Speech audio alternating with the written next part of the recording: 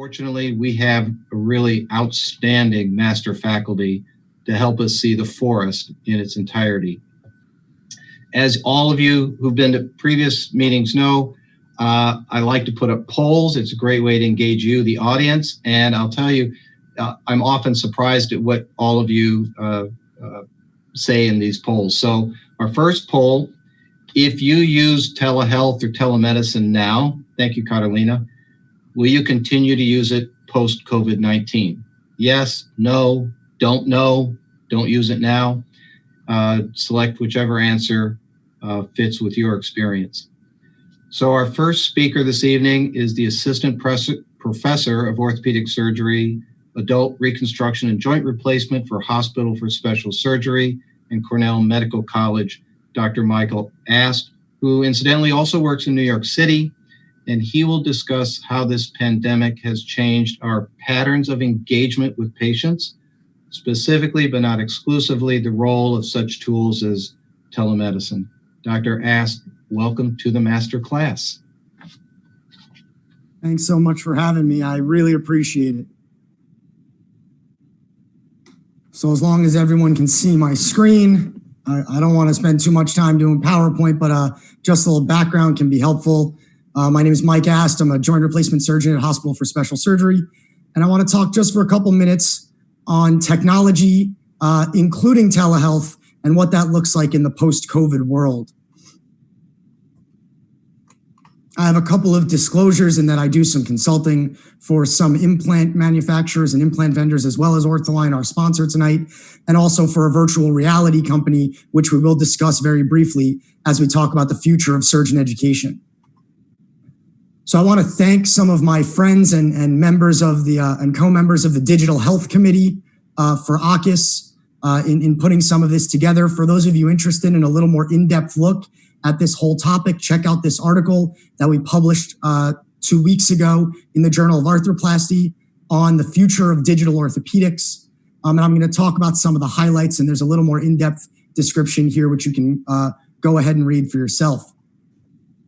The first thing, and obviously what's been the largest sort of shift across the board, is the integration of telehealth into medicine. You know, there's been this thought that telehealth was going to be this big thing someday, but mostly the infrastructure and technological platforms weren't ready. And amazingly, this pandemic has provided a great opportunity for that to grow. And the infrastructure growth we've seen in just a couple of weeks has been mind-blowing. And going from basically a pipe dream or a thought that a few people were doing to the fact that my wife saw her dermatologist, her ENT doctor, and her primary care doctor all today using telehealth. And that's an absolutely true story, is fascinating. And it's probably something that isn't going to go away. There was some help with reimbursement and some other changes that were made at the regulatory level that made it a little easier. But I think that whether you're doing telehealth now or not, it's likely to be one of the things about this pandemic that stay long-term. And whether new patients are always the best is probably the biggest debate. I certainly think for follow-ups, for something like a review of radiologic studies, review of test results, or routine post-operative follow-up for a patient that's doing very well, telehealth is probably here to stay. And I'll show you what I think that looks like in a minute. But just to give you an understanding of the velocity that this occurred, this is HSS's data. So this is what we did over a 7-week period, going in essentially an exponential growth rate between the week of March 16th and the week of April 20th to see how many physician and physical therapy telehealth visits were performed. And I'll tell you, our limitation pre-COVID was mostly infrastructure. Didn't have the bandwidth and didn't have the sort of ability to do it, but you can see, and this is probably mimicked in most health systems and most practices across the country. This is just our example. And in a little while, Dr. Sierra from the Mayo Clinic is going to go over some of his very interesting data he got from a survey of both national and international surgeons on their uptake in telehealth. And I think we're all going to see that this is probably something that even if we weren't doing before, the majority of us are doing now, and I think we're all going to keep doing in the future. And I think what it's going to look like is something like this, both from the standpoint of patient experience, but also from the standpoint of controlling the costs and value-based care.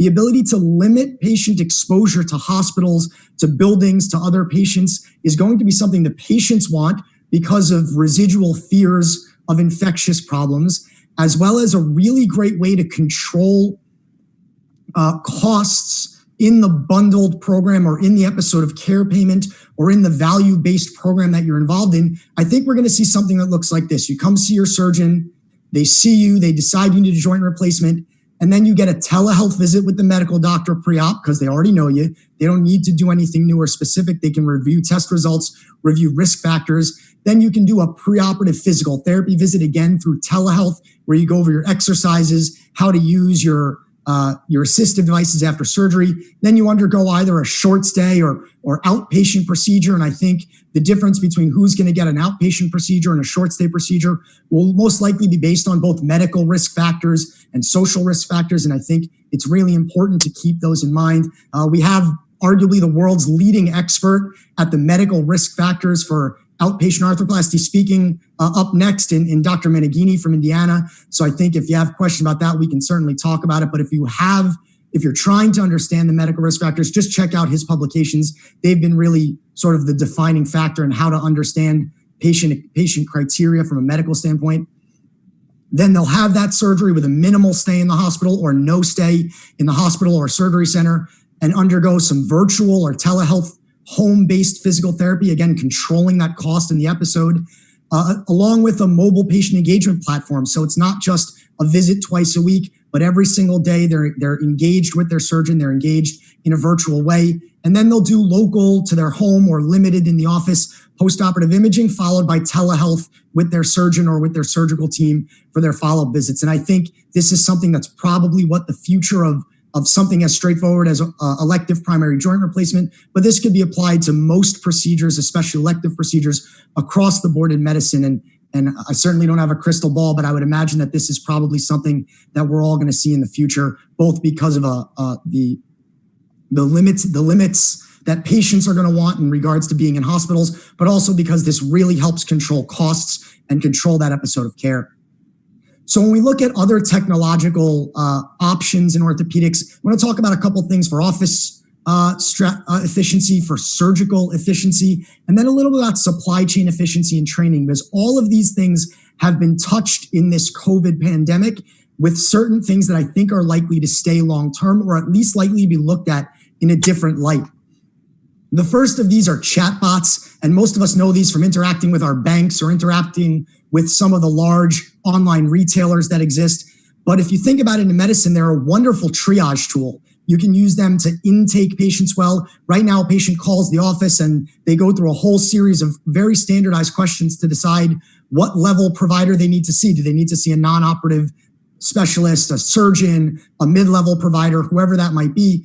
That could all be done through this type of a chatbot, or whether it's medication or treatment regimen adherence. Did you take your medications today? Yes, no. If you didn't, why? Being able to sort of standardize and use technology to do these things is not that far-fetched. And the COVID pandemic has given us two great examples of this. Jefferson Health in Philadelphia had a wonderful example in how they did their access to their providers in terms of utilizing chatbots and this type of natural language processing technology to make sure people had access to the right provider, but not send people bouncing around office to office because of limitations of exposure. And the University of California, San Francisco system actually used chatbots to screen their employees to understand who needed testing, who needed quarantine, who needed to just come to work and be okay. And it was another great example where by simplifying the triage process, you can make sure patients are getting the care they need. And again, I think this has a real potential to stay in the future. Scribes were already growing in medicine and certainly in orthopedics. They've been shown to decrease charting time and improve satisfaction. And there was, before the epidemic of the coronavirus, the physician burnout epidemic was already real. And scribes and things like that were already shown to improve that part of our lives and decrease burnout. The problem is with telehealth, it's hard to have them involved too, but virtual scribes can be attached to your telehealth visit, be there doing the same thing, filling in the EHR charting in real time and limiting how much the provider needs to do. But the next level of that, of course, is digital scribes using natural language processing. So the same way that a smart device would work and listen to what you're saying, these digital scribes can actually listen to normal, natural conversation going on between a provider and a patient, transcribe that accurately into how it needs to be charted within the medical record. And some of the advanced ones can even go ahead and do the billing for you based on how many body parts you examined and how detailed your conversation was. Maybe they're timing it and using time for billing. And all this can be done in a digital and automated fashion. And again, you're starting to see it creep more and more in as technology is starting to be utilized. And I think this is another thing you'll likely see more of in the future as we try to balance the ability to do more telehealth, decrease burnout from unnecessary charting, and also make sure we're doing everything accurately. I think this really has potential there. Physical therapy has also seen a mass increase in the use of telehealth. And there's really two types of telehealth for physical therapy. There's the genuine telehealth, like most of us are familiar with, where you're looking at a screen, much like you're doing tonight, but on a live video chat with a physical therapist. And I know in our area, whether you're in New York City, the surrounding suburbs, or New Jersey, every single physical therapy office around here has transitioned to the availability of telehealth during the pandemic. And I don't think that's going to change.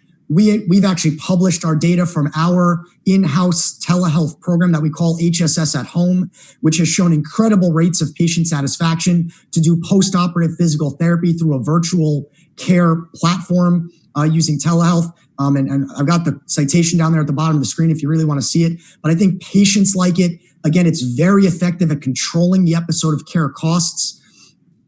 But there's even the next step available, which is avatar-based physical therapy. If you want to read about this, check out the Veritas trial published in JBJS earlier this year and done down at Duke, where they literally had a virtual avatar-based physical therapist associated with a motion capture camera, and they can watch the patient doing physical therapy, provide AI-driven real-time correction to what they're doing, and alert the provider if something's not being done well.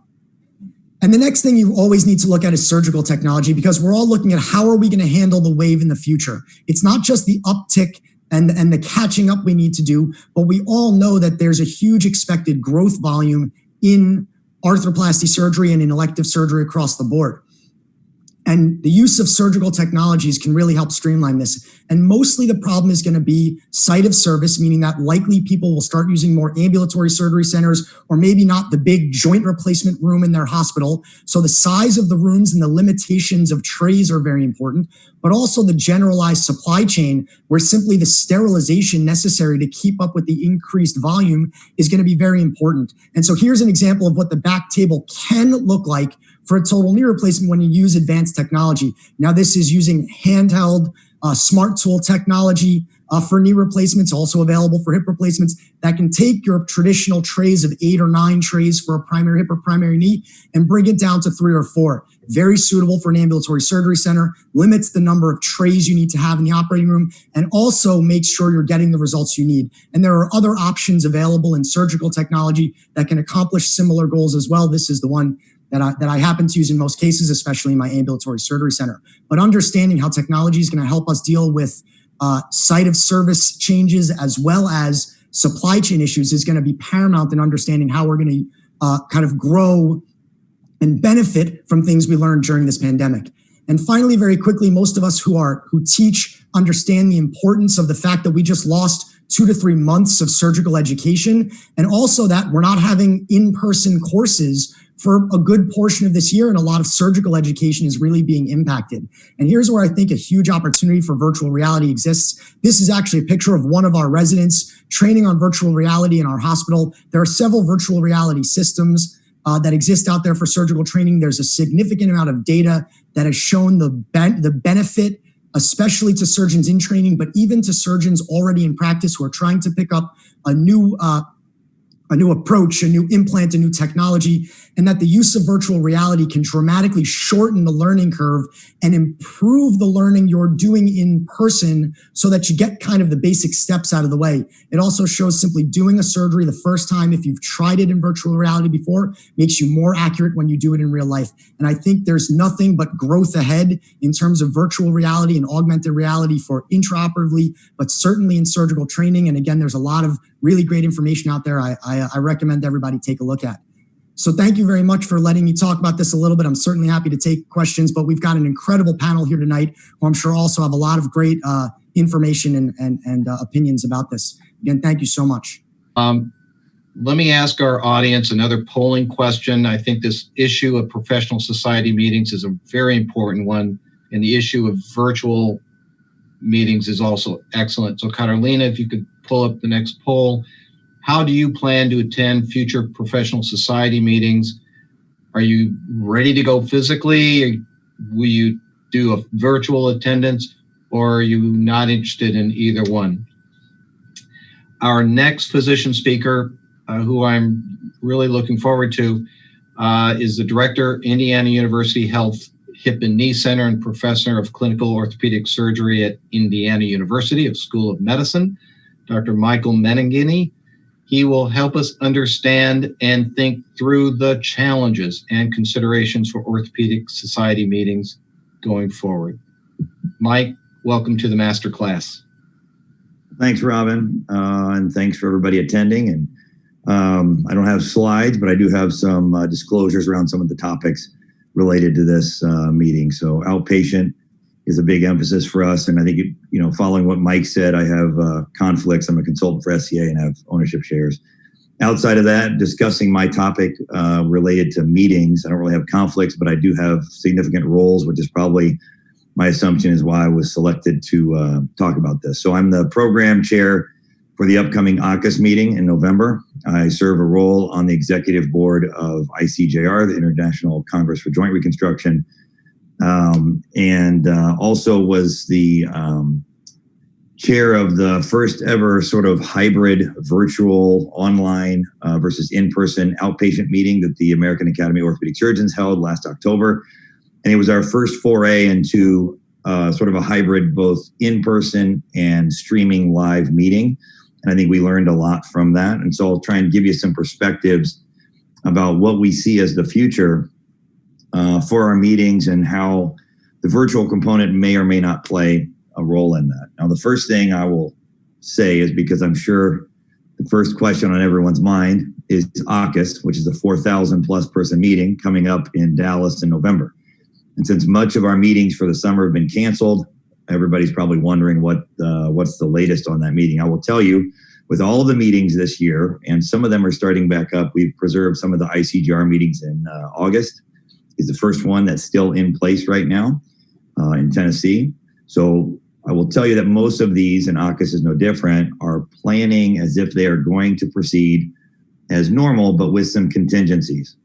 So interesting, and maybe all of you don't know this, but if you look at these organizations when they plan these meetings, financially, it's probably better in the short term based on the COVID pandemic to either go full or don't go at all. What everyone is struggling with, and all the organizations that I'm involved in, is sort of this hybrid approach, trying to do part of it online, part of it in person. That's a very cumbersome and expensive way to do it, but nonetheless, it's something we're entertaining. So if you look specifically at AAHKS as an example, AAHKS is a large group. It's at one hotel with surrounding hotels. And so one of the things that we're doing right now is working very closely with the local government, the local hotel organizers, and understanding that now, obviously, that is a fluid and ever-changing, almost daily dynamic. Reminds me of the number of surgeries I'm allotted to do every week. It seems to change about every hour, what I'm passed down. So I imagine this is no different, right? This whole COVID pandemic changes all the time. So we're keeping a close eye on that. But I will tell you right now that as an organizer, the program chair, and dealing with all the AAHKS staff, they've been great, and the program committee and the executive board of AAHKS, we are planning as if this meeting will occur as usual. Now, when I say as usual, that means it will occur with people there in person. I think we have a number of caveats to that, right? So first of all, what local issues will we have to deal with? Well, we know we're going to have to deal with social distancing still. So it may be we're entertaining all kinds of things. Where will everybody be allowed? If any of you have been to AAHKS, it's a huge auditorium. And the question is, will we have to sit every other person, or will we have to seat every third person? So we may not be able to fit, if we have 4,000 people attend, or 2,000, 3,000, whatever it is, we may not be able to fit everyone into that auditorium. So we're, of course, making plans to stream what's going on in there. Now, that may be that we have to allow a certain amount and then stream to the others and then rotate. Who knows how this is going to work? But these are sort of the things that we're considering if we have to abide by some of those. You may think that, even things as small as the food. Before, you had a buffet set out where, 2,000 people went and put their spoon and served themselves. No one has an appetite for being the 2,000th person to touch that spoon right now. I mean, that's just not going to be palatable. So we're going to be doing, there's going to be individual boxes, all that kind of stuff for food, if we even do serve food. And all these sort of logistical things, I will just reassure anyone who's coming to meetings that we're all, working with the hotels and everyone to work through those issues. So I think with confidence, I can say that these meetings will occur. They may be, they're going to be different than what we've experienced in the past. But one thing that we are not compromising on is the educational content. Because I think what makes these meetings unique, and especially for us AAHKS, it's the sort of the first time that people hear the latest and greatest research in hip and knee arthroplasty. And that's really important to preserve. So I can tell you, and I don't think I'm violating any issues here, but as an AAHKS board member, we're going to have the meeting. I guarantee you we're going to have it because we owe it to our members. So what form that takes, even if we have to not make as much money as we normally do, that's totally fine. Or we are going to give that meeting to our members because it's so important. And I would argue that probably now, as we have continued to slog through this pandemic, I think there's a continued and maybe even greater than we've ever seen before, probably interest in collegial interaction that might not be staring just at a computer. I mean, I know we're getting used to it, but I think we're all human. And Mike, I love your chatbot talks, and I can see the virtual world coming at us. But I'm just waiting for if that digital scribe can see my eye roll when my patient tells me on like 40 of OxyContin that they have a really high pain tolerance. So I don't know if the digital scribe is going to be able to pick that up and put that in my EMR. I have no idea. But I think that we still have a human component, and I love the excitement about telehealth and everything digital. But I think people hopefully by November will be hungry for an in-person and live interaction. Maybe a little bit nervous. Maybe there'll be some masks. I'm sure there will. Maybe we'll get some branded masks. But we'll nonetheless, hopefully we'll be there. I think some of the other limitations that we have when planning meetings right now, and we can't ignore this, is the local travel restrictions and even the restrictions of some of our members, whether they may still have restrictions. So like right now, I'm a employee for Indiana University, and we still have travel restrictions on. And we don't know how long that's going to be. I'm hopeful that by November, that's plenty of time for us to, hopefully for the virus to tamp down enough that we can open up travel in the United States. I'm very hopeful for that, and we're planning accordingly. But we're also cognizant that that may not be the case. So we're working through, and we're working with our digital provider that we work with at AAHKS to get everything ready to potentially pipe that meeting out, not only to people in the United States, but to people worldwide. Because we had, and Rafael Sierra has done a great job at this in his role of AAHKS, but we've got, every year we have partner international societies that come. And obviously that's going to be restricted this year. There's probably no way around that. But the hope is that even if they can't come, this may open up a new avenue for us to pipe out that meeting to other countries that maybe, even if they're not partner societies, may give them access to this sort of great content for the first time in a long time, live as it's going on. So while there's some challenges that we're working through, like any sort of challenging time, there's great opportunities in it. And I think we're going to utilize this to explore ways that we can expand our reach and bring the educational content of meetings like AAHKS and ICJR. And next week, we're having the first CCJR meeting completely virtually. So I think we're all going to learn a lot in the next 6 months. I'm excited about the good things we'll take away from it. I'm a little bit apprehensive about some of the challenges, no doubt. I would love to see everybody there in person. I think that'd be great. But I think we'll have to watch and see how it all pans out. I still think there's probably nothing better than a panel discussion or a robust debate that occurs in person, watching some body language when somebody makes somebody else a little bit uncomfortable.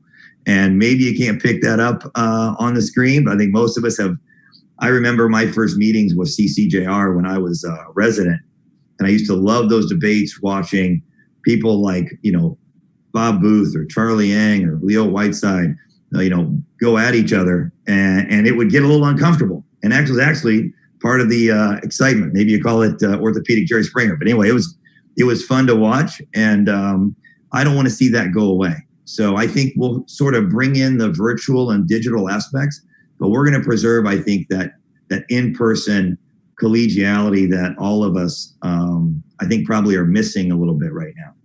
So with that, I'll end, and hopefully I'm happy to answer questions if they come in later about the meetings and what we're planning, but I hope to see everybody at AUKUS in November, and hopefully that'll transpire. So thanks, Robin, for having me as a guest.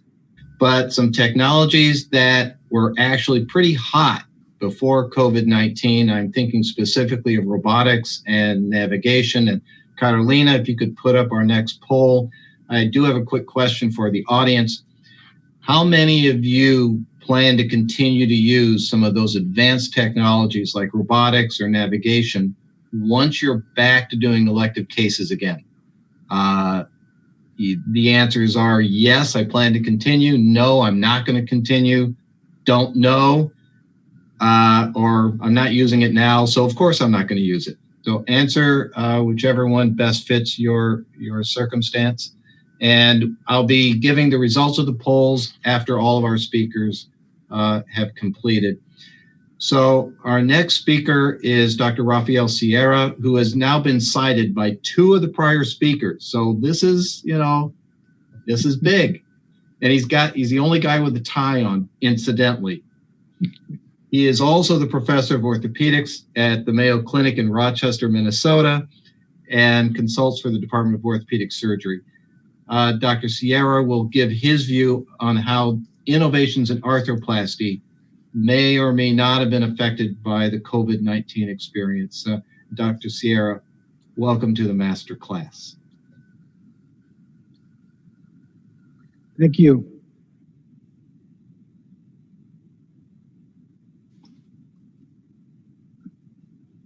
Thank you for the invitation to present today. Let me get this out of the way. So I'll be talking about innovation in arthroplasty, and it's certainly a pleasure to be here. These are my disclosures. There are some pertinent disclosures. Specifically with OrthAlign, I receive royalties from some of their products.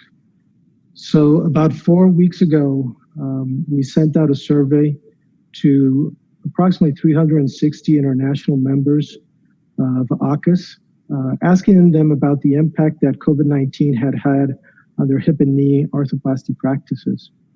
Within 5 days, we had a response rate of about 30%.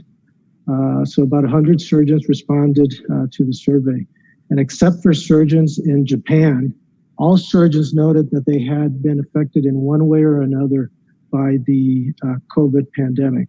70% of surgeons had had their elective surgery postponed, and 30% of the surgeons actually had closed their practice because of the problem. But what we also knew and found out from the survey, which was quite interesting, is that orthopedic surgeons managed change quite nicely, with 75% of orthopedic surgeons being able to provide care through telemedicine or through some other digital platforms. The most common one was WhatsApp, which is not actually acceptable, but internationally, that was the most common way where orthopedic surgeons were communicating. So they had embraced change quite nicely. So in these times of crisis, and we all have to agree that these are uncertain times, Ron J. Gulati, who's a professor at Harvard Business School, he described this crisis quite nicely. Described this as a very unique crisis because there was very little time to prepare for this crisis. It's affecting a number of industries at the same time, and it's both a humanitarian as well as an economic crisis. And most importantly, what we need to know from these crises is that we have to embrace these crises because it's an opportunity to change. And actually, in these times of crisis, people tend to change a lot quicker. They tend to accept change. So it's actually a great opportunity to accept a change in innovation, a change in what we're doing in arthroplasty. So I have been back in practice, fortunately. So at least in Minnesota, we're seeing a lot of changes occurring over the last few weeks. People are starting to come out.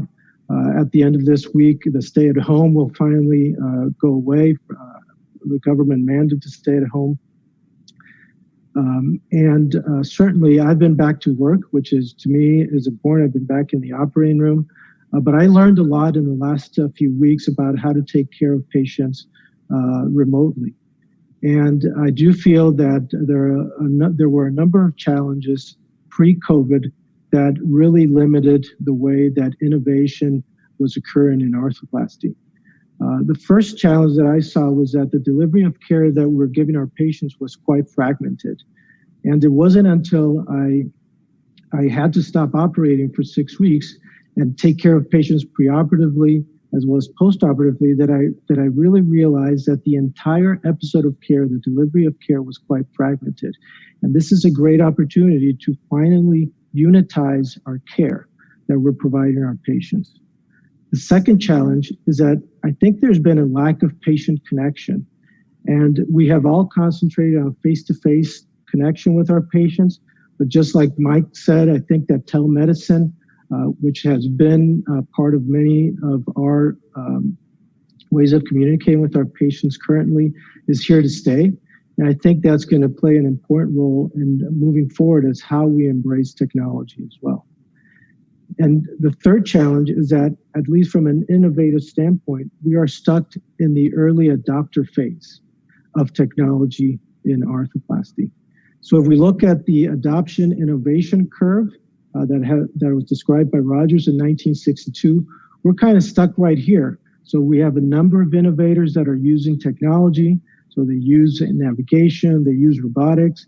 Then we have a few early adopters, including myself, that are using innovation as well, or have adopted some innovation. But there's this chasm, which is has been very hard to cross for a number of surgeons.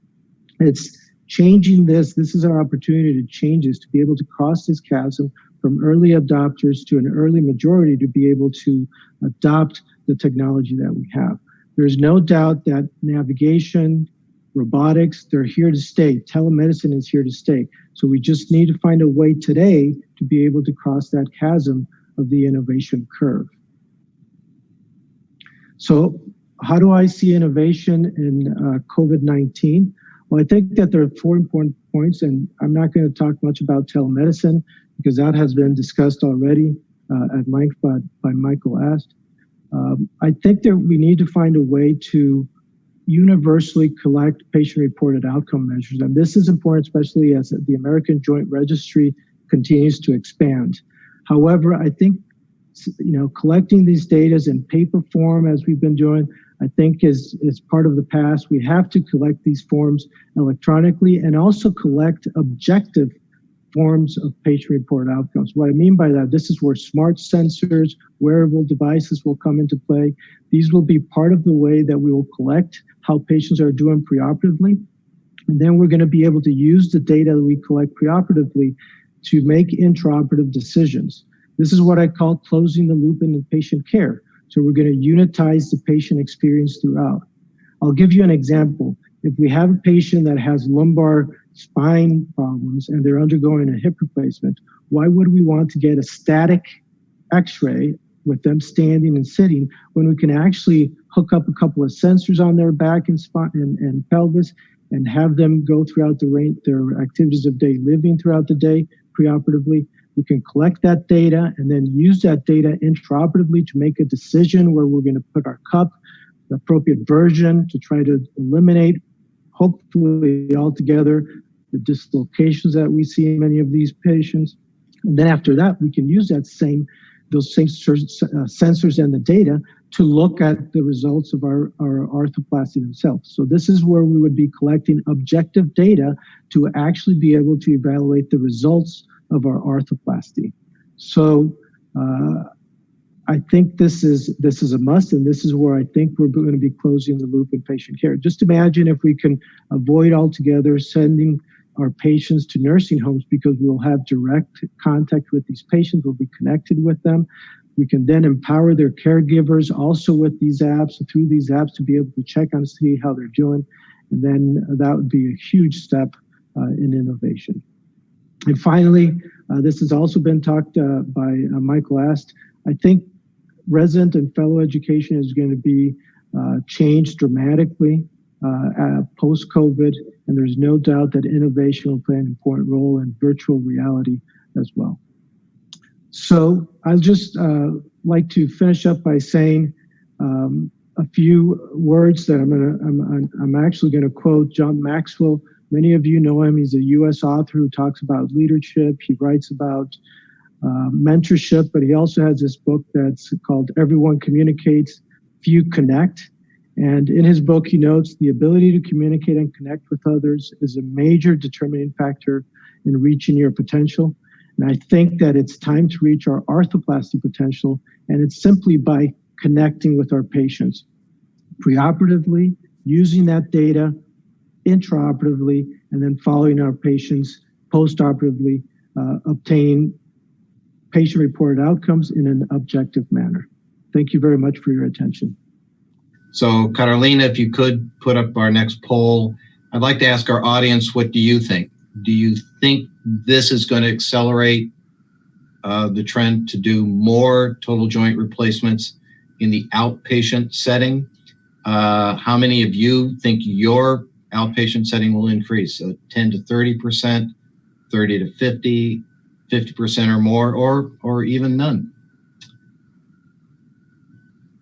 Thank you, Carolina. That was fast. So Dr.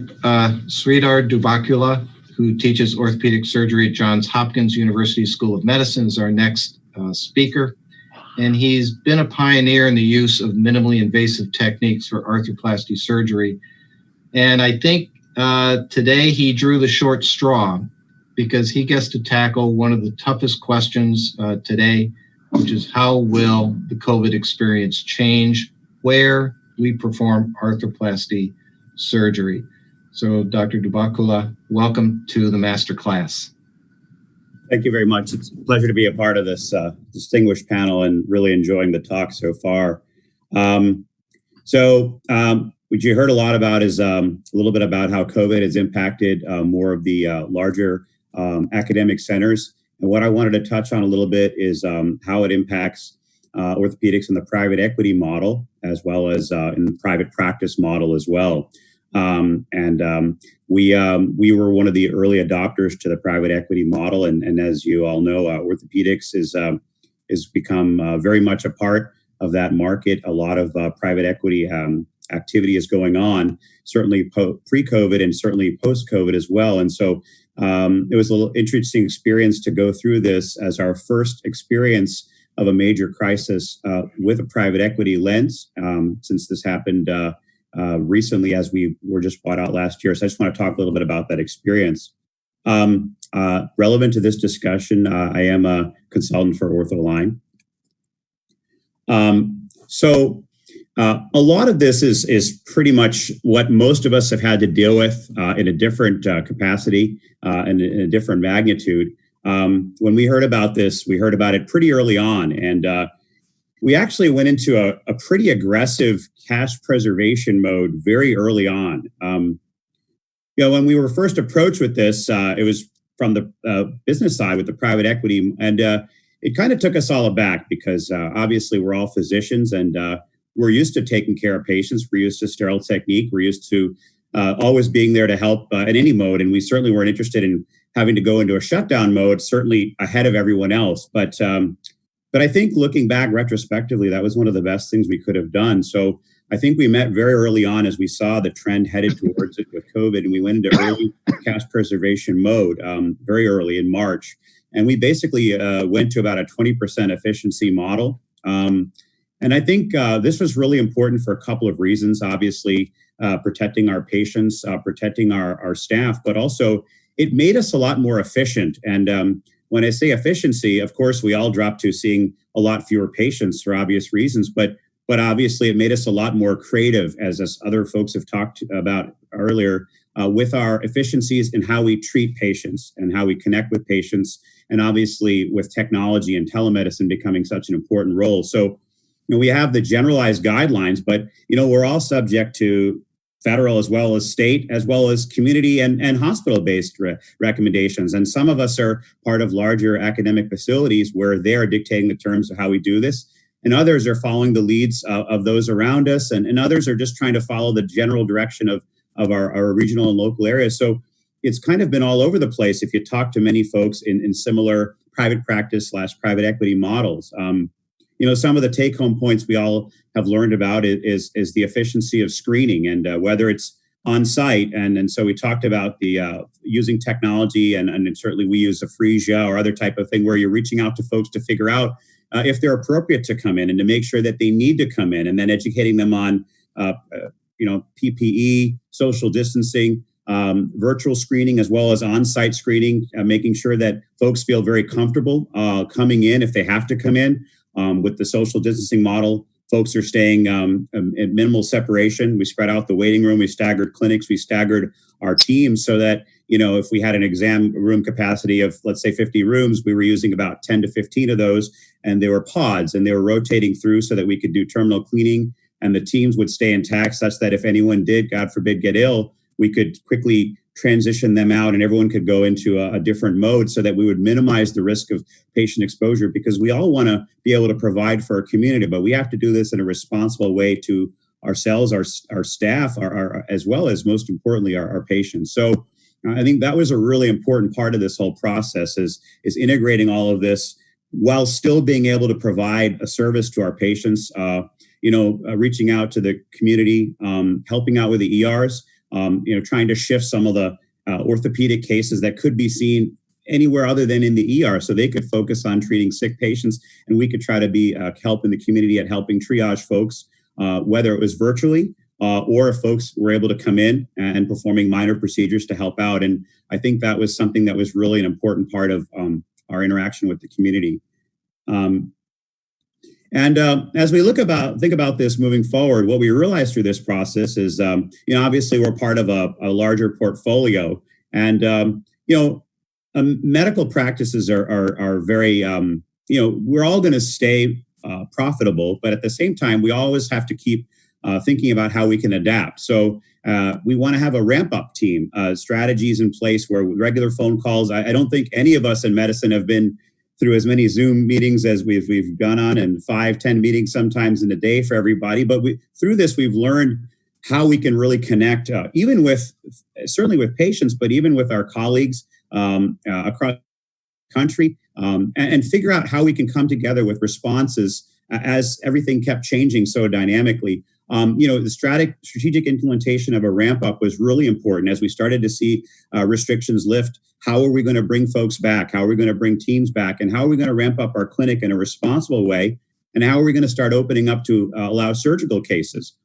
And as folks have talked about earlier, the efficiencies were really where we learned this. The value of physical therapy, and certainly virtual medicine with physical therapy, the value of scheduling, the value of reaching out to patients virtually to do questionnaires and surveys and get good data collection. And, initially we all had this technology at our fingertips, but this kind of forced us all, and it kind of forced our patient base, many of whom are older folks, to get very adept.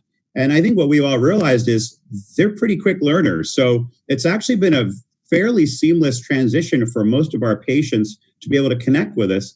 And I agree with the point that you can have a 20-minute interaction, but even if you had that interaction on a Zoom call or Doxy or whatever you were using, patients found that to be very satisfactory as well. And so whether it was following up with postoperative folks or reaching out to discuss imaging or lab studies, I think telemedicine has played a huge role in this process. And I 100% believe that telemedicine will be a very integral part of all of our practices as we move out of COVID. Obviously, we're all dealing with a tremendous surgical backlog, and this has been touched on. And I think that basically there's subgroups that we've all kind of defined: the emergency and urgent cases, the folks that want to get done but can be done, as COVID ramping up starts to occur, the folks that really want to wait for things to settle down, and the folks that don't want anything to do with surgery right now for the foreseeable future. And so strategizing how to get these folks into proper subgroups and figuring out how we can address each of their needs. Following the guidelines was very important. We recently in Maryland have had some relaxation of those guidelines, and we're trying to adjust to those as well. As we think about this, screening is going to be important. Obviously, all our hospital systems are going to have very efficient screening processes, but even in our office, we want to have reliable tests. So we're all kind of keeping an eye on as this is developing, because right now the testing is very inconsistent and all over the place, both for diagnoses and for antibody testing. So trying to stay on top of those trends and trying to offer something that's meaningful for our patients to make sure that they're safely getting through this process and safely ready for surgery. And so as we think about the private equity model past COVID, obviously there'll be a lot of opportunities as we think about practices that unfortunately some of them have not been able to adapt as nimbly to this process, and certainly surgery centers and physical therapy and other ancillaries. There will be a lot of opportunities for private equity in this market, but obviously it's going to be very much tempered for quite some time until folks feel really comfortable that we're past COVID, either wave 1, wave 2. And so I think that from an M&A standpoint, a private equity standpoint, I see not a lot of activity really occurring until at least fourth quarter and probably into next year. What we've seen as well is a rapid shift towards the ambulatory surgery center. I think the question was asked of how does this impact? And we looked at this through some of the Becker studies, and we were saying at one point maybe 20% of surgeries might have been outpatient, and maybe in 2025 this might have reached 30%. And I think with COVID, we're going to see a rapid acceleration of this number. And then the obvious reason why is patients don't want to be in the hospital. And beyond that, there's still a lot of patients we're treating in the hospital setting. And so it's not really a safe idea to bring folks back into an inpatient joint model. And so with really the advantages of virtual medicine now, reaching out to folks preoperatively, postoperatively, following them through physical therapy, a lot of folks are opting for the ambulatory surgery center model, particularly for joint replacement. So I think we're going to see those numbers escalate quite a bit in the next year. And I think that'll stay the case moving forward. So as we think about this, we want a joint replacement technology in an ASC. Obviously, we want to have something that's cost effective.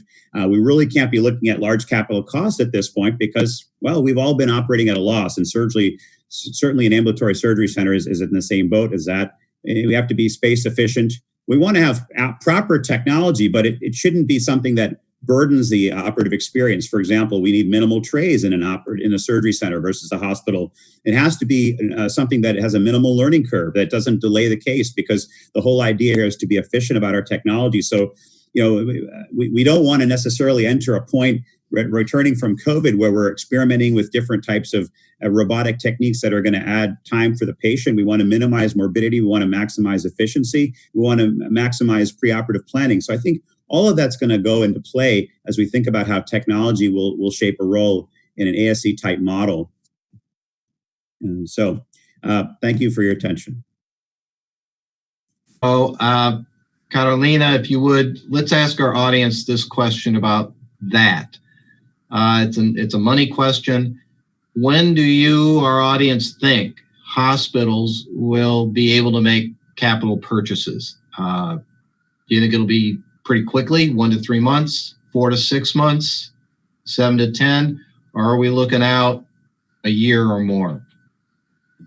And just select the answer that best fits where you think we are likely to go. And again, we will give the results of our polls at the end of our talks.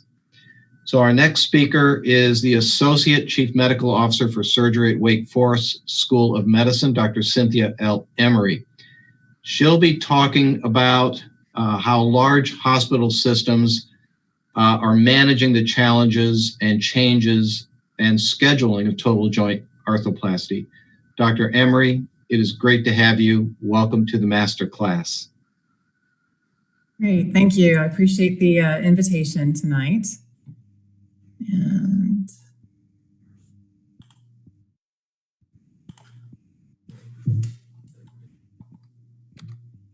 okay.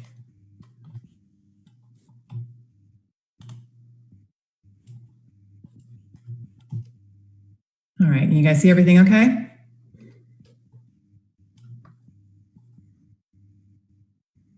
All right. Yeah, no, it looks good. Okay, great. So for my disclosures, I work with SCA as faculty for the SPDI program to prepare residents for practice.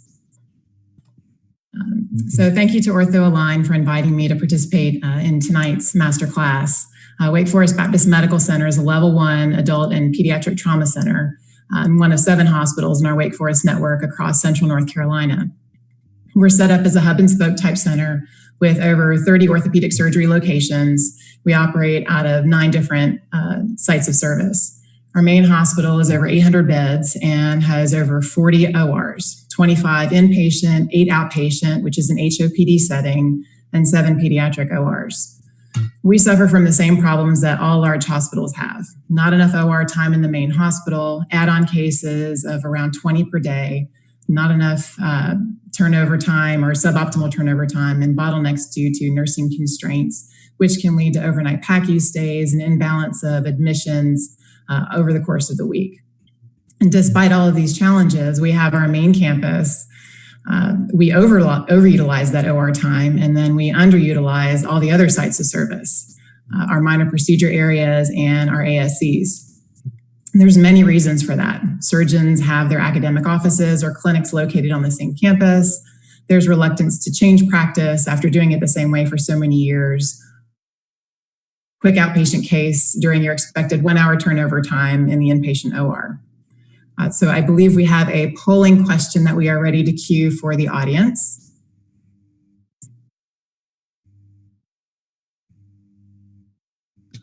Okay, I think we just did a poll. Let's see, on the case backlog. So sorry. I don't think we have that in the queue. Sorry, Dr. Emery. Okay. Keep going. We can probably get that up a little later. No worries. So the main question that I wanted to know from you guys was how many of you have an idea of what your case backlog is for your specialty or across your health system? There we go. So what is the backlog of your OR cases at your hospital or your health system?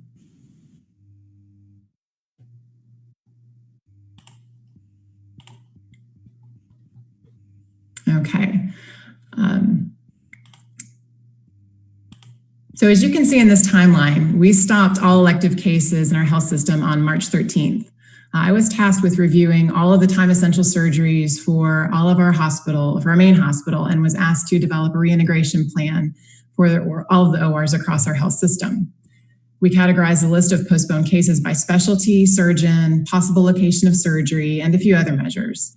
Surgeon representatives from each specialty were engaged, and we had a small group allocate the overall service blocks, ortho blocks, urology blocks, and so on. And then each specialty had to distribute time among its surgeons. It wasn't pick up where you left off in March and get your old block time back. And this is where knowing the volume of the postponed cases was important and why I asked that polling question. In orthopedics, our backlog comprised 30% of the 5,000 postponed OR cases across our health system by the end of April. Our usual OR volume accounts for about 25% of the surgical volume in the health system. Based on our backlog, orthopedics was actually granted more service block time in the initial catch-up phase, whereas other services, such as the cancer services, didn't have such a backlog and they received less OR time. When we put the ORs on hold, we also realized there was an opportunity during this crisis to actually fix some of the issues that plagued surgical services for decades. Our clinics had lower volumes. We didn't have these patients booked in specific ORs and specific days for the unforeseeable future. Surgeons actually had time. So here was the million-dollar question. Could we actually overhaul the OR block schedule to improve admissions and throughput, improve staffing coverage, improve OR utilization, and solve some of the scheduling challenges that we have in each of the surgical services? Well, in one camp, there was the group who said, They just wanted things back to the way it used to be. These are the people who said, oh, my life has been disrupted enough by COVID. I've had to cancel surgeries. I've had to cut back my clinics. I've had to figure out how to do this telehealth thing, even though I'm not as technically savvy as Mike asked. My kids are at home all the time, and all I want to do is get back to my OR on my day and feel like I have some control back of my life. On the other hand, when would we actually have this opportunity again to task the surgeons to help us come up with a fix? So in order to accommodate add-on cases that we have in our big hospital every day, we had this convoluted schedule where each surgeon had to give up an elective block every couple of months. So we would have these, quote, unscheduled rooms, which of course is a huge dissatisfier to surgeons who would rather be booking their elective cases. We hire new surgeons into our health system as we grow into the community, and they don't have any block time, or they have to share with their partners within their service. And so that's really frustrating for surgeons who are trying to grow their practices. At Wake, we're an integrated health system, so we're employed physicians. Although that helps eliminate some of the politics between the academic and clinical enterprises, you lose a little bit of autonomy in that model. Based on my experience in creating clinics and ORs across multiple sites on a smaller scale in orthopedics, I created a group to help design the OR block schedule for all of the surgical specialties, with intentional effort towards improving utilization of other surgical sites, decompressing the main hospital to allow for add-ons and incremental growth for other service lines such as transplant, hearts, and cancer, services that need to be in a large academic center. So asking surgeons to move their block time is like asking them to sleep on the other side of the bed or park in the other side of the garage. They look at you like you've lost your mind, laugh at you, or respond with a solid no and turn around and walk away. So we needed data so that we could have data-driven decisions. And we also needed service champions who believed in this. We pulled the calendar year 2019 OR utilization by service and by surgeon. And we also looked at our inpatient to outpatient case mix by OR. So we found that of the 40 ORs we had in our main hospital, of which 25 of them are designated as inpatient ORs, almost 60% of all of the cases we did were outpatient cases. So home same day or 23-hour ops. So why in the world are we doing the easiest cases in the highest cost environment? We're killing ourselves to get cases done at the main hospital when we could easily schedule them with an accurate start time at an ASC that's only 10 minutes away, but we weren't using it. Best practice OR utilization for a large hospital is typically around 80% to allow for urgent and emergent add-on cases. We were routinely running utilization over 90%, leading to late rooms, delays in add-ons, patient, staff, surgeon dissatisfaction. I think we all knew that the current model wasn't sustainable, but the idea of redoing the entire OR block schedule was pretty daunting. But we did it anyway. Many hours of work and bottles of wine and multiple versions later, where a proposal was approved by hospital administration, and each specialty now has a service-based block to which they manage within their specialty, not from some central administrative group like it was done previously. And if each service doesn't use its time well and with the site-appropriate cases, they risk losing that time based on the block committee's analysis. So what did we change in orthopedics? Well, a few years ago, we built Davie Medical Center, which is primarily an orthopedic hospital about 15 minutes away from our main Winston-Salem hospital.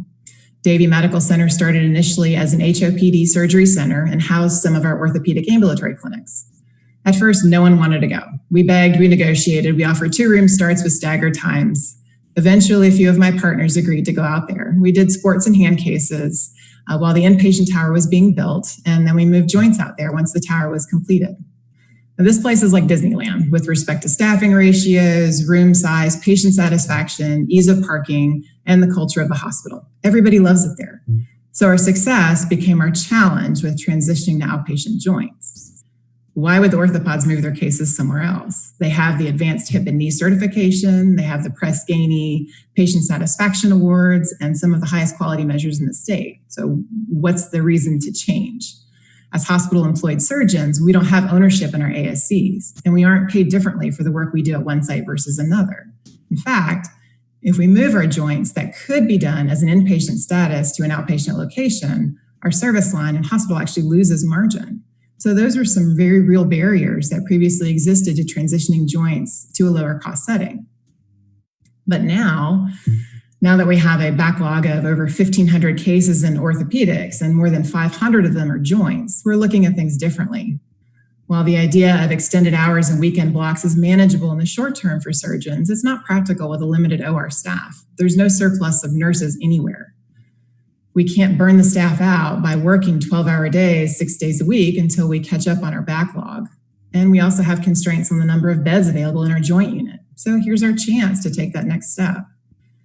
We've done some outpatient joints at Davie based on payer requirements, but we haven't yet transitioned to an ASC. We were having those talks pre-COVID and discussing how to make that transition, understanding that hospital administration may not be overly enthusiastic with the loss of facility fees and the loss of an inpatient DRG.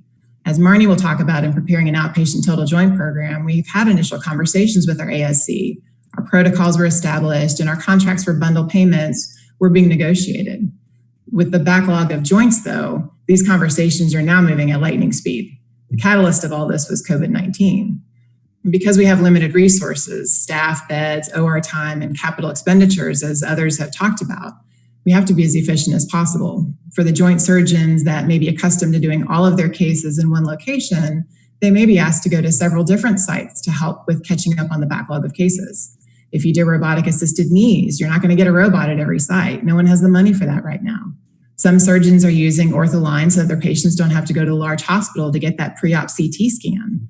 The system is implant agnostic, so you don't have to commit to one vendor. And the system's portable, enabling the navigation to travel along with the surgeon's practice. So that's a big advantage when we're booking cases at multiple sites. We're intentionally scheduling our joints at Davie Medical Center now with the idea that 10% of them will be going home by lunchtime, and those rooms can then be ready for the afternoon post-ops to be admitted. It's our trial run of outpatient joints in a hospital setting where the surgeons are already comfortable. They know the nurses, the therapists, and the care team. And aside from a little scheduling management, the only thing we're doing a little differently is setting the expectation with select patients that they'll go home the same day. The COVID visitor restrictions have actually helped with that discussion. In the hospital, visitors are not allowed in patient rooms except for that single discharge family PT session. So patients are actually more receptive to going home, not only so they can be with their families, but so they don't have to stay in the hospital during the COVID pandemic. For the next few months, we'll continue this trial and identify processes that we need to streamline and then transition to doing these joints in the ASC. This will enable my partners to book more cases, such as revisions or more complex primaries in that previous block time and increase their overall surgical volume.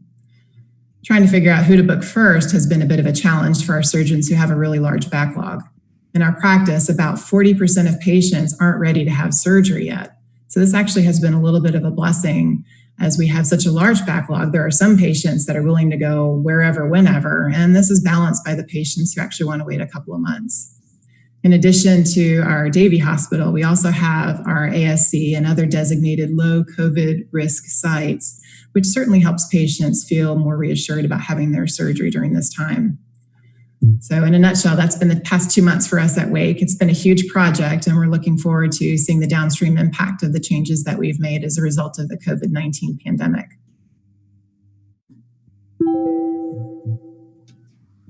Terrific, Cynthia. Thank you very much. That was just excellent. To continue the discussion on the ASC, we have one more poll, and then Marnie Reed, who is the Senior Director of Strategy and Business Development of Surgical Care Affiliates in New York, will pick up the ball and continue our discussion of the ASC. Before we get to Marnie, one final poll, Carolina, do you think ASCs will make more capital purchases post-COVID-19? And I think this really addresses the issue if the ASCs are taking a broader patient population, they may have to make more investments in capital equipment. So yes, no, not quite sure at this stage. Whatever answer seems to make the most sense. So our next speaker, I think, is the ideal person to talk about the issue of outpatient facility readiness to not only take some of the backlog, but be part of maybe a longer-term surge in joint arthroplasty patients. Marnie Reed, it is a pleasure to have you here at the masterclass. I almost forgot to unmute. Hi, thank you so much for having me. Also, thank you to the amazing faculty and obviously for OrthAlign for making this happen. So my name is Marnie Reed, as said, and I will be tailoring my discussion more towards the surgeon point of view in terms of if you are just now looking to migrate to an outpatient setting, you haven't operated in a freestanding ASC. And then also another consideration is some of you might choose a site that has not yet started doing outpatient total joints. I personally work on a team that helps our facilities go and stand up these programs. They work on the facility readiness, on staff training, and they partner with the physician to make sure that the program helps launch in a safe manner. So if we start with the data trends, I don't really think this slide is surprising to anyone. In fact, I know we saw the crossing the chasm, which was really exciting. Basically, what we're looking at is when we talk to physicians around the nation, and especially you heard from Dr. Emery and you heard from the other physicians about the fact that historically there wasn't already an upward migration trend, and yet COVID has come and it's potentially going to kick us through the chasm and into a higher curve in this. So I think one of the best things that we can do now, especially if you are in those states where you're looking to still ramp up, is looking at your patient population, assessing your existing protocols, maybe visiting some of the ASCs nearby you if you don't already have one, and starting to do a little research. So on many talks with people like our panelists, as well as our physician partners, here are some considerations that I would advise a physician before starting total joints at an ASC. Once again, tailoring this towards a physician who has not yet done them at a freestanding ASC, and then also if they're actually building that program for you.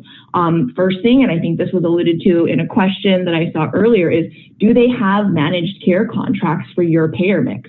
Making sure that the facility is reimbursed, especially if you decide to partner and buy in equity. And if not, can they get them in time for that program launch? Also, many ASCs are run by partnerships.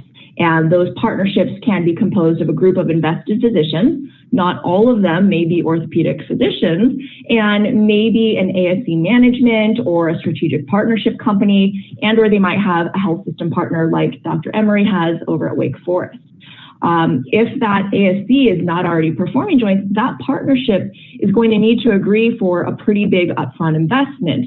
And they need to be on board for that because there could be structural changes, there could be capital and disposable equipment investments they'll be making. And so that's something that you should consider as you're thinking about the equipment and the resources that you'll need to be able to launch that program safely for your patients.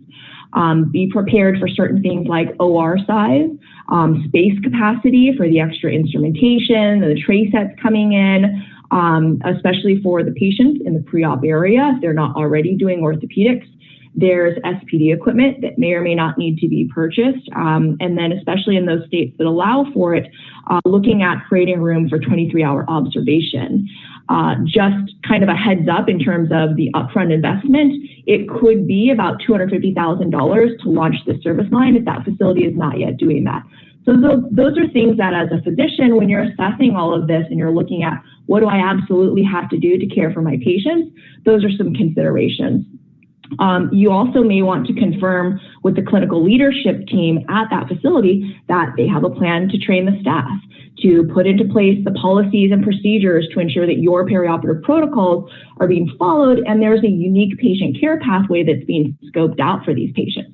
Okay, so what do I mean by that, right? Well, one thing to remember is that when you went to residency, maybe a fellowship, and then you got into practice, you most likely went to a hospital where other surgeons are already performing total joints. And so your practice was fit into that. And you mostly had to look for block time and building up your practice. Well, in an ASC that's not yet doing those procedures, prepare for the possibility that that team has either minimal, maybe no experience with total joints, and that there is a brand new patient care pathway that needs to be created. So one of the ways to look at this is a good thing, right? You, the physician, get to develop this program based on your patient population and your requested protocols. Also, too, a big question that comes up a lot is, well, do you have a nurse navigator?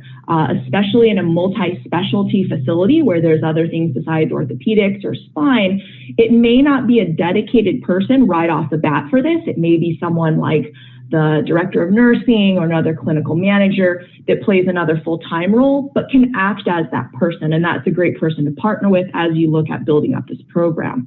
Last but definitely not least, if you're launching the service line for the first time in an ASC, you, the surgeon, want to play coach, quarterback for the program. So forming a very collaborative partnership with anesthesia, with the clinical leadership team is a great way to make sure that the program can be launched in a safe and developed manner. I'm not going to read through the right column because I believe that this handout is available for the attendees to download. It's just an example of a launch plan that the team that I work on at SCA follows. I do want to highlight that a mock case prior to the first actual procedure is a really good idea. And so this is where someone acts as the patient and you literally go through every step from patient check-in to discharge and next day follow-up and make sure that you can fine tune things before you actually have that patient in the facility. The analogy I give to this is sports teams don't just, watch and read through plays and just jump into a game, right? They practice as a team, they refine those plays, and they continue to develop together. So I think a question that I also want to address that I get a lot from these webinars is, what does that mean? You're on an outpatient total joint migration team. Well, this is a service that SCA specifically offers to their facilities as an option. So the surgeons that operate there and the facilities, can pull on this resource. If your ASC does offer one as well, here are the three things that they could do. It's really to make sure that that facility, especially if it's multi-specialty and they don't yet have the experience, are truly supported so that you as the physician feel like it's a very concierge and intentional pathway that's being built and your patients have a very good experience as well. So with that being said, I am going to kick it back to our host. And once again, thank you for this opportunity. Okay, why don't we pull up our polls and see what everybody thought. Will you continue to use it? 68% say they will. And I would expect 2/3 of them just started using it. Next poll. How do you plan to attend? 62%. Mike, that should be good news. 62% plan to be there physically, 38% virtually. And I would also point out, incidentally, through this virtual meeting, there was a steady stream of questions and answers. I will make the point that there are two advantages that we're all experiencing right now in real time. A number of you members of the faculty were actually performing cases today and then participated afterwards. That kind of flexibility, I think the virtual world that delivers that advantage. Carolina, our next one.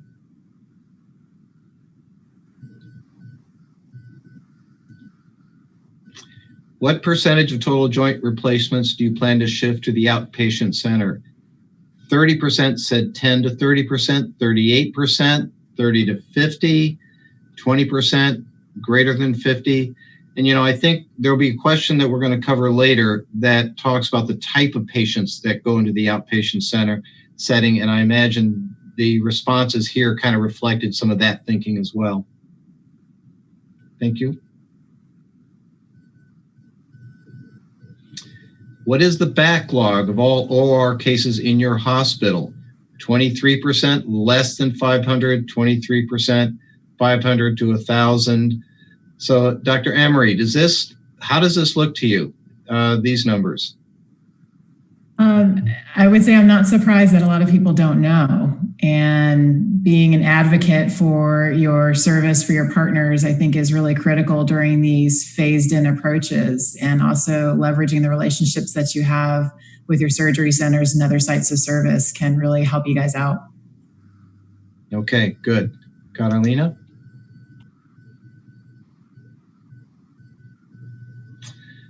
Do you think ASCs will make more capital purchases? 58% said yes. I'm a little surprised about that. 23% no. Very interesting. Let's see. I think that's our last poll. Let me double check. Will you continue to use, thank you. Will you continue to use technology, robotics navigation? Yes, say 57%. 25% don't use those kinds of advanced technologies. Okay, very interesting. Okay, we had some questions. And again, some of these were answered, but I'm going to kick it out. Sorry, Carolina. One more poll. 55% say that it'll be almost a year or more before hospitals begin making capital purchases.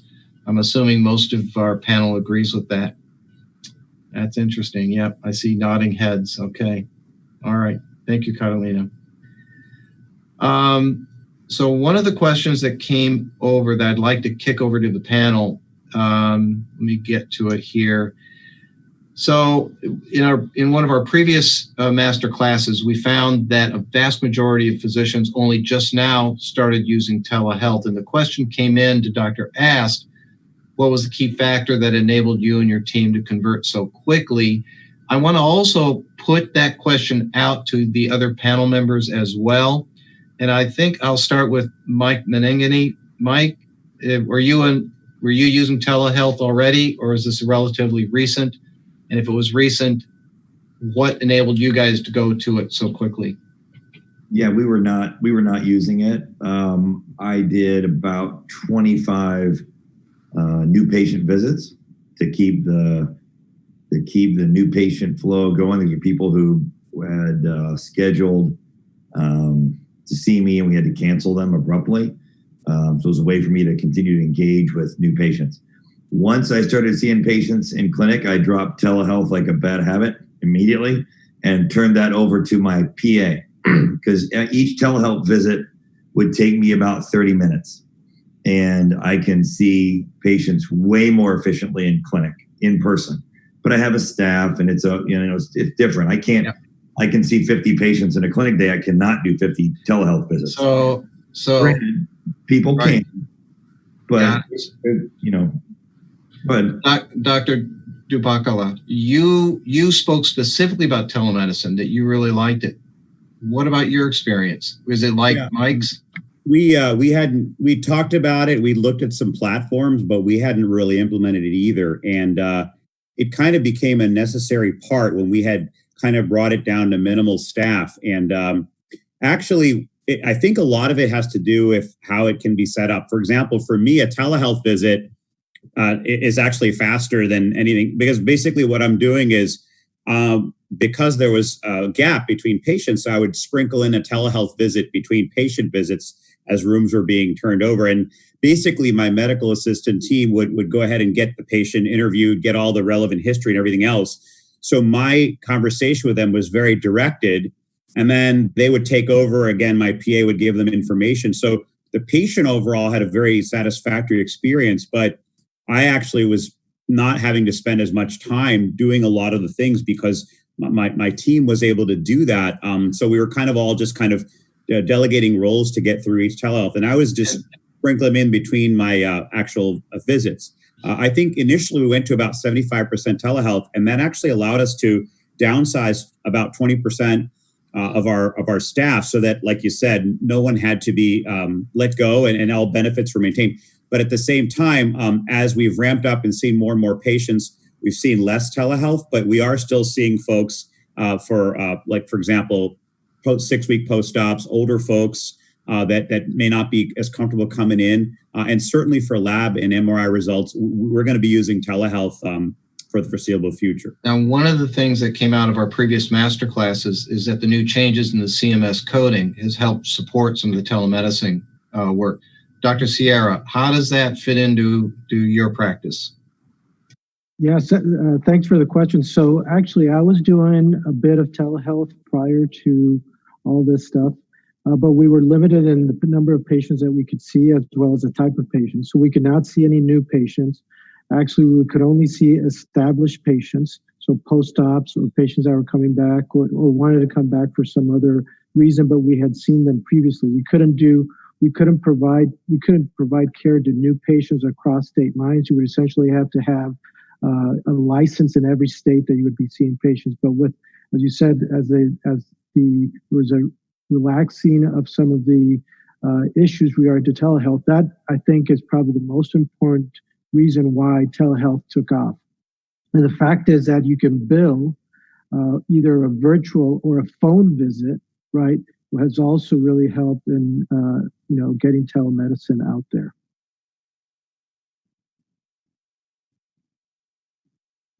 I'm speaking into a muted microphone, never works well.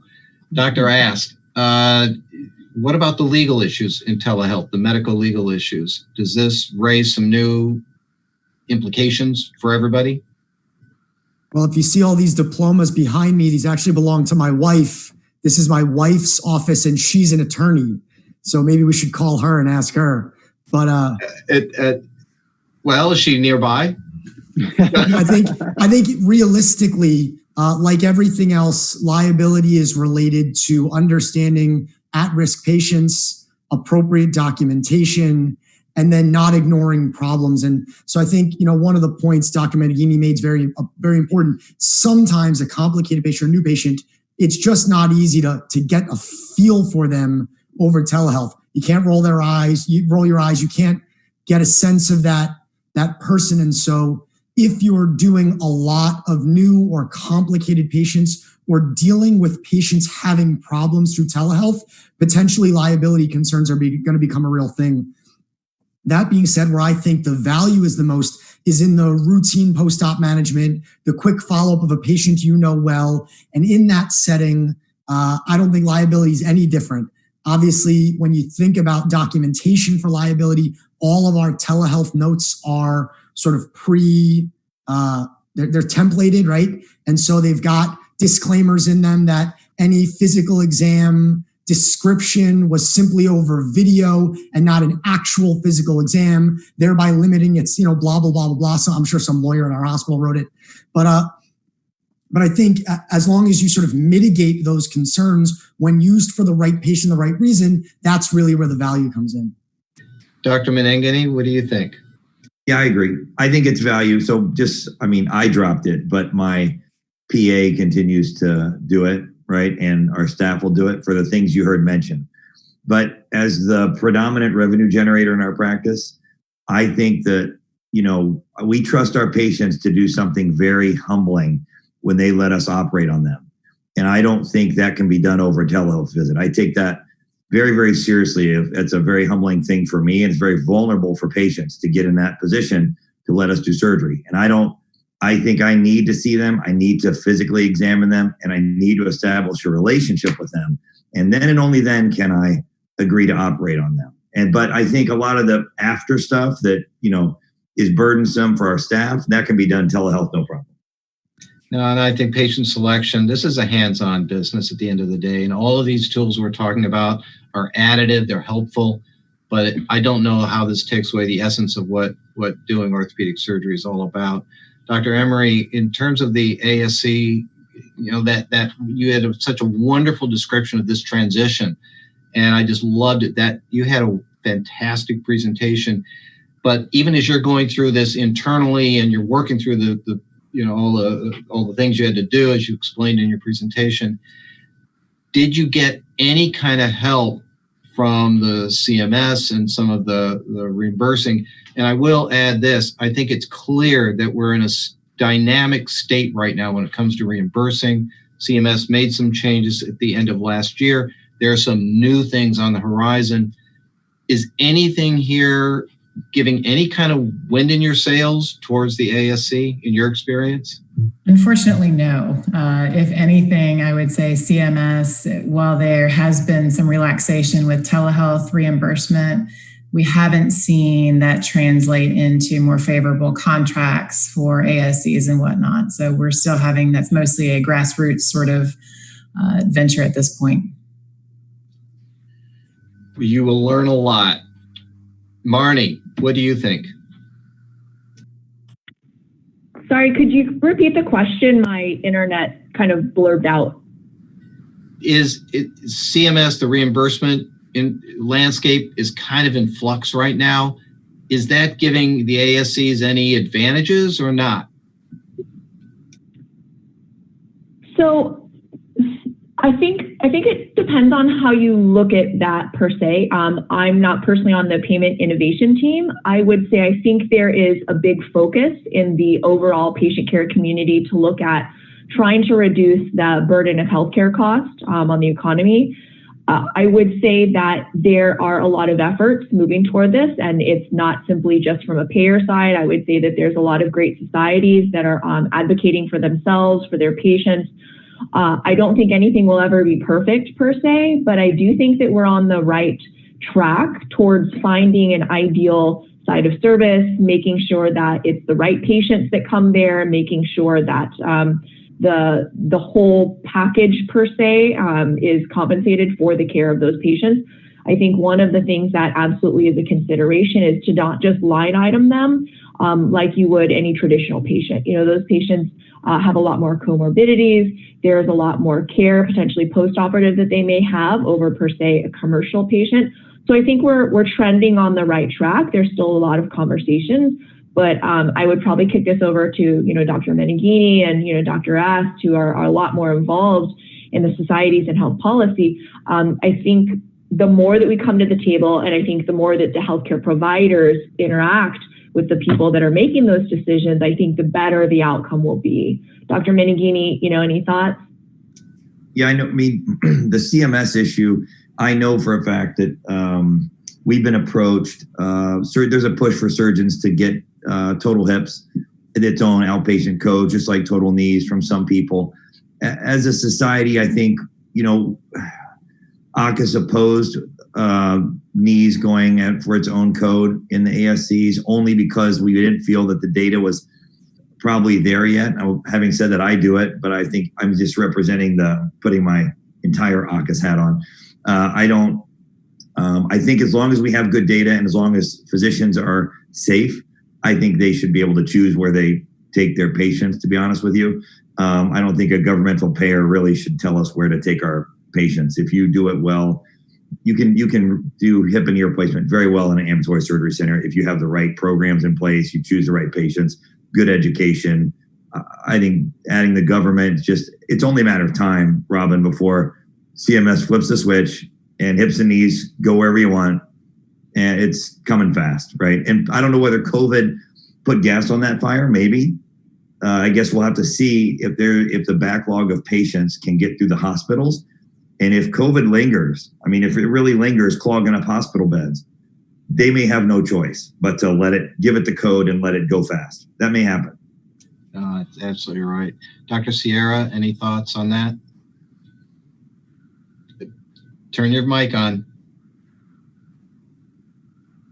Yeah, no, I agree with what Mike said. I think that's going to be an important determinant of what's going to happen is the case log of COVID, as well as, I mean, we don't do any much of outpatient surgery here.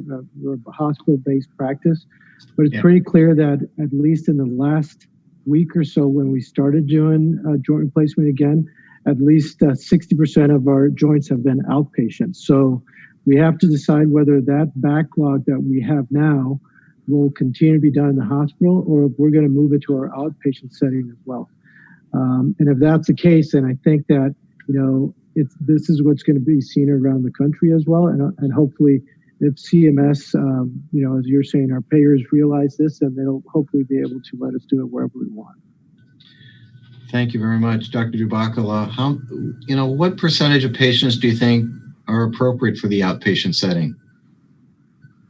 Well, again, I think it depends on the type of practice. So if you're talking about, an academic situation versus a private practice situation, very different, because a place like Mayo Clinic, HSS, that's for all the tough cases are sent. And so, whereas in a smaller community, not in a city model, those patients are going to be a different mix. So I think a lot of it depends on the patient mix, the patient's willingness. And I do think that COVID will force docs who haven't thought about this and patients who haven't thought about this towards it. Because, for example, in some areas that have been hit hard by COVID, there may be several months on the horizon before we're thinking about an inpatient joint replacement, and those folks can't wait. So I think this is definitely going to push us, and I agree with everything that was said about if there is tremendous backlog, we are going to have to do something with the hips, because that's a problem right now. But I mean, does that answer the question? For example, my practice, I would say that a lot of my patients want to go to an outpatient model because, again, I'm doing mostly primary joints, a lot of, anterior hips and partial knees. And so my pack, but on the other hand, if I was a revision specialist, that's just not practical, right? So I think a lot of it depends on the mix of your. I'll tell you. Depends on the revision. It does. I did 4 knee revisions last week. 3 of them went home same day. Wow, that's impressive. My hip revision went home the same day yesterday. And they didn't even bat an eye. It's a new world. Now, did you have any special robotics, navigation, anything special? Yeah, these two things. That's what I had. And they are very special. Right, and this. This. The arm is here to this. That's exactly what it was. Dr. Emery, how about you? What do you think? Dr. Emery, what do you think? I don't know that we're quite ready to make the transition to outpatient revision hips, but we'll come up and we'll study with Meneghini and see if we can get it underway. If you can make a robot that can do what Meneghini can do. Revisions are hard, Robin. Now primaries, I use technology in my primaries, but revisions are a different ballgame. Marnie? Oh, I was just saying we could just clone, Meneghini's arms, and then we could just do robotics. He could sit there with his, ATRAX player in the back and just, do it robotically. Right. Sounds good. Well, gentlemen, gentlewomen, this has been a wonderful masterclass. You guys were outstanding, as we all knew you would be.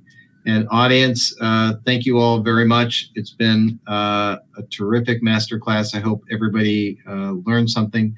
This class will be, or has been rather, recorded.